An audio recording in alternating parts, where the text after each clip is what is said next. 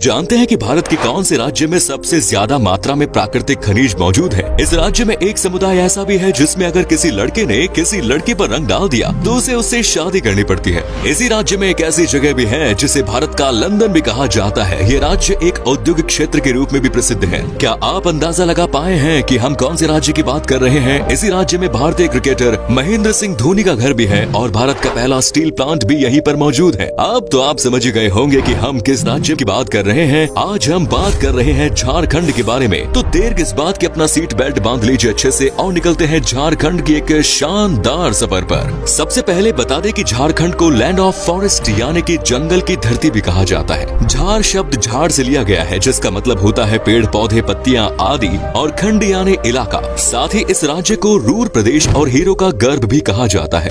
झारखंड की कुल आबादी 3,96,00,000 है। राज्य की सीमाएं पश्चिम बंगाल, बिहार, उत्तर प्रदेश, छत्तीसगढ़ और ओडिशा से जुड़ी हुई है। झारखंड राज्य का ज्यादातर भाग छोटा नागपुर के पहाड़ी मैदानों पर स्थित है। साथ ही ये राज्य अपने ऐतिहासिक धरती, प्राचीन मंदिरों और कई दार्शनिक स्थलों के लिए भी पूरे देश में प्रसिद्ध है। झारखंड राज्य की स्थापना 15 नवंबर सन 2000 को हुई। इससे पहले ये बिहार का ही एक हिस्सा हुआ करता था। वही बात करें 500 ईसा पूर्व की तो उस समय ये जगह महाजनपद का हिस्सा हुआ करती थी। इसके बाद झारखंड वाला हिस्सा मगध और अंग जैसे साम्राज्यों का भी हिस्सा रहा। इतिहास में झारखंड वाले हिस्से पर मौर्य, गुप्ता, पाला, नागवंशी, रामगढ़ राज और चेरो सहित कई एम्पायर्स ने राज किया है।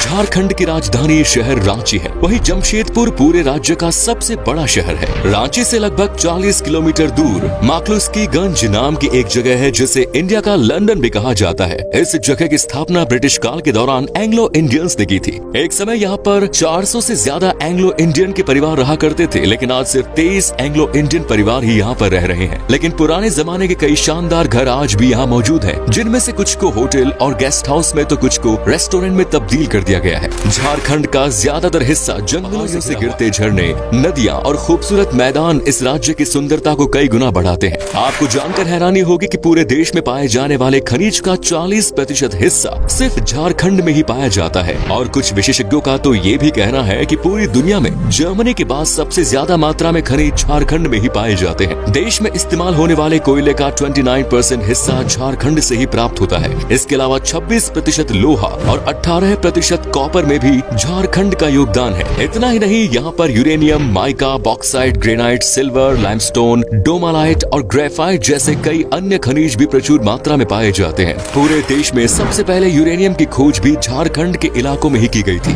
राज्य की अर्थव्यवस्था में सबसे बड़ा योगदान यहाँ पाए जाने वाले खनिजों का ही है। पूरे देश में झारखंड से खनिजों की सप्लाई की जाती है। झारखंड की जीडीपी $50 बिलियन यानी लगभग 3.83 लाख करोड़ के आसपास है। जितनी मात्रा में खनिज पाए जाते हैं और उन्हें निकाला जा रहा है, उस हिसाब से यहाँ की जीडीपी काफी कम है, क्योंकि खनिज से होने वाली कमाई का ज्यादातर हिस्सा दलालों और यहाँ के भ्रष्ट नेताओं की जेब में जाता है। बिहार से अलग होने के बाद उम्मीद की जा रही थी कि अब शायद झारखंड राज्य में तेजी से विकास होगा, लेकिन 2 दशक से ज्यादा समय बीत जाने के बाद भी हालातों में कुछ सुधार नहीं हुआ। इसकी एक बड़ी वजह पॉलिटिकल इंस्टेबिलिटी भी है। पिछले 20 सालों से झारखंड की सत्ता में 1 दर्जन से ज्यादा बार परिवर्तन हो चुका है और साथ ही झारखंड बिहार से अलग हुआ है। जिस राज्य की नींव ही कमजोर हो, उसे आगे बढ़ने में थोड़ा समय तो लगता ही है। झारखंड में आज भी सिर्फ 24% लोग ही शहरों में रहते हैं और बाकी 76% लोग गाँव में अपनी जिंदगी गुजार रहे हैं। राज्य में पॉवर्टी रेट भी अन्य राज्यों के मुकाबले काफी ज्यादा है।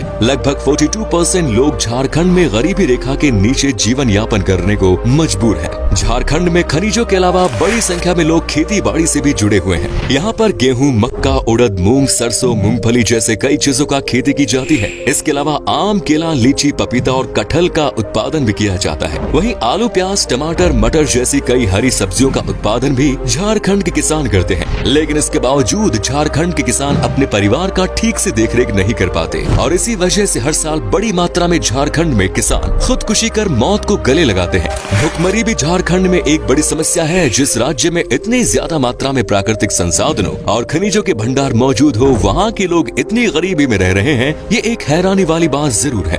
झारखंड में गढ़वा नाम का एक जिला मौजूद है जहाँ हर साल मेंढक और मेंढकी की शादी करवाई जाती है और धूमधाम से बारात भी निकाली जाती है। जी हाँ, पूरे गांव के लोग इस शादी में बढ़ चढ़कर भाग लेते हैं। लोगों का कहना है कि 1966 में यहाँ भयंकर अकाल पड़ा, जिसके बाद 1967 में यहाँ पर मेंढक और मेंढकी की शादी कराने की सलाह दी गई और उसी साल यहाँ पर बहुत अच्छी बारिश हुई और फसल की पैदावार भी बीते सालों के मुकाबले बेहतर हुई। तब से लेकर आज तक हर साल बेहतर फसल और अच्छी बारिश के लिए मेंढक और मेंढकी की शादी की प्रथा यहाँ पर चली आ रही है। झारखंड में लगभग 67% आबादी हिंदुओं की है, 15% लोग इस्लाम धर्म को मानने वाले हैं। इनके अलावा यहाँ पर सरनाइसम भी एक प्रमुख धर्म माना जाता है, जिसे राज्य के लगभग 12% लोग मानते हैं। ये धर्म आदिवासी समुदाय के लोगों द्वारा ज्यादा माना जाता है। झारखंड में आदिवासी समुदाय सबसे ज्यादा मात्रा में है। पूरे राज्य में 32 जनजातियों के लोग रहते हैं। इन जनजातियों की अपनी अलग अलग परंपराएं और रीति रिवाज है। देश की आजादी में भी आदिवासी समाज के कई महान योद्धाओं ने अपना सर्वस्व न्यौछावर कर दिया। तिलका मांझी, भगवान बिरसा मुंडा, कान्हू और सिद्धा जैसे शूरवीर आदिवासियों का नाम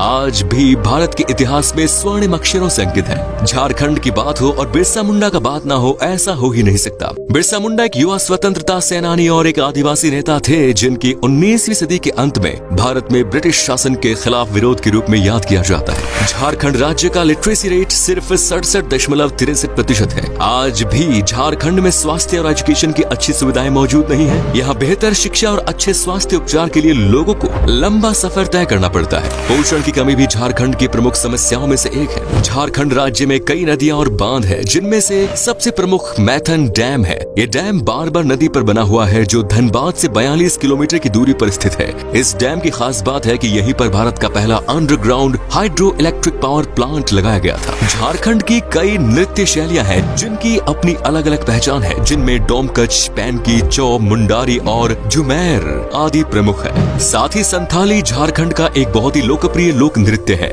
ये झारखंड की संथाल जनजातियों द्वारा किया जाने वाला एक समूह नृत्य है। रांची में संथल नाम के समुदाय के लोग रहते हैं। मजे की बात यह है कि इस समुदाय में होली का त्योहार 15 दिन पहले ही खेलना शुरू कर दिया जाता है। लेकिन होली को यहाँ बाहा पर्व के नाम से जाना जाता है। बाहा का मतलब होता है फूल। इस त्योहार में लोग एक दूसरे पर पानी डालते हैं और फूल फेंकते हैं। इस समुदाय की परंपरा है कि अगर किसी लड़के ने बाहा पर्व के दौरान किसी लड़की पर रंग डाल दिया तो उसे उस लड़की से शादी करनी पड़ती है, और अगर लड़के को वो शादी मंजूर ना हो तो लड़के की सारी संपत्ति उस लड़की के नाम ट्रांसफर कर दी जाती है और ये हक यहाँ की पंचायत को प्राप्त है। झारखंड को लैंड ऑफ फेस्टिवल भी कहा जाए तो गलत नहीं होगा। यहाँ आप साल के किसी भी महीने चले जाएं, आपको ऐसा ही लगेगा जैसे कोई त्योहार मनाया जा रहा हो। जगह जगह सुंदर मेलों का आयोजन पूरे प्रदेश में किया जाता है। जीतिया, नवाखाने, सोहराय और सरहूल आदि यहाँ के प्रमुख त्योहार हैं। और जावा एक और अनोखा त्योहार है जो कि राज्य की कुंवारी लड़कियों द्वारा मनाया जाता है। चलिए अब आपको झारखंड के कुछ प्रसिद्ध जगहों के बारे में बताते हैं जहाँ आप घूमने जा सकते हैं। शुरू करते हैं रांची से। रांची को झरनों का शहर भी कहा जाता है, जिनकी सुंदरता